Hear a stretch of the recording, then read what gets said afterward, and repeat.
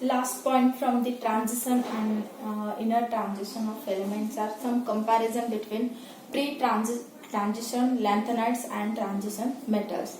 The first of all, pre-transition metals in which first point is essential movement show group and oxidation state. It can pre-transition metals can show nth oxidation state. Lanthanide can show +3 +2 +4. Then transition metal shows variable oxidation state. The first comparison between pre-transition lanthanides and transition metals are the pre-transition metals in which essential movement show group and oxidation state. That means what?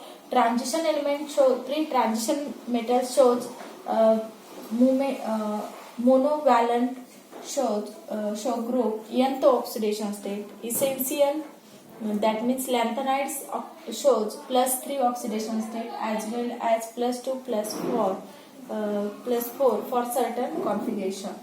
Then transition metal shows variable oxidation state. Then second comparison, periodic trains dominated by effective nuclear charge at noble gas configuration. That means what? Periodic trains dominated, what happened in this case? Periodic trains dominated by effective nuclear charge at noble gas configuration. In case of lanthanides, contraction of Ln3+, there is a lanthanide contraction. I already discussed in previous video what is meant by lanthanide contraction. Transition metals in which size changes of Mn plus less mark.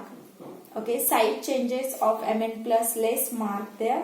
Then third point, similar properties for a given group. Then for the lanthanide, similar properties and transition metals for the substitutional changes in properties. Then next point, always hard.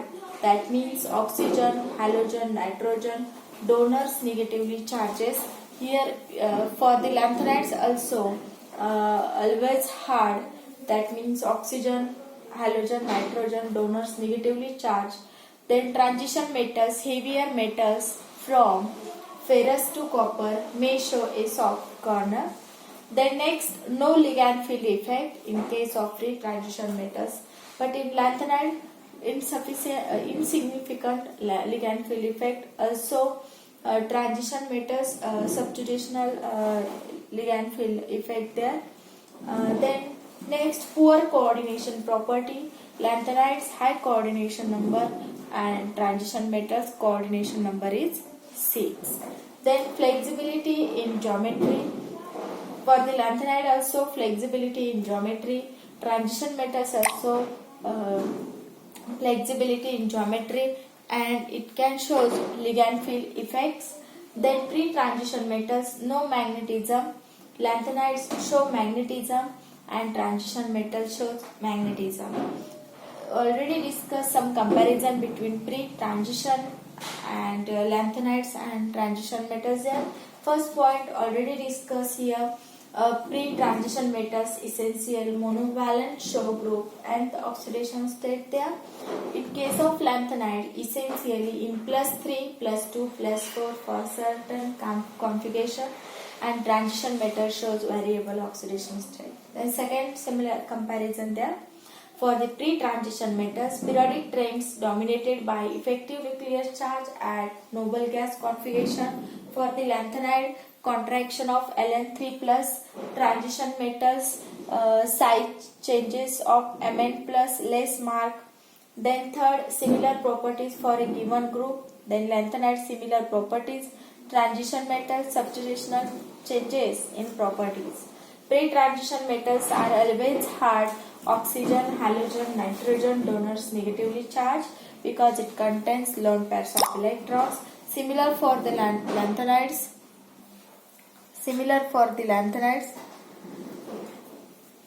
Always hard. Oxygen, halogen, nitrogen, donors negatively charged. Then transition metals are heavier metals from Fe to copper, may show a soft corner there. Then next point, pre-transition metal for the no ligand field effect. For the lanthanides, insignificant ligand field effect, and for the transition metal, substitutional ligand field effect. The next point for the free transition metals are poor coordination properties. For the lanthanides, high coordination number, and transition metals have coordination number is 6.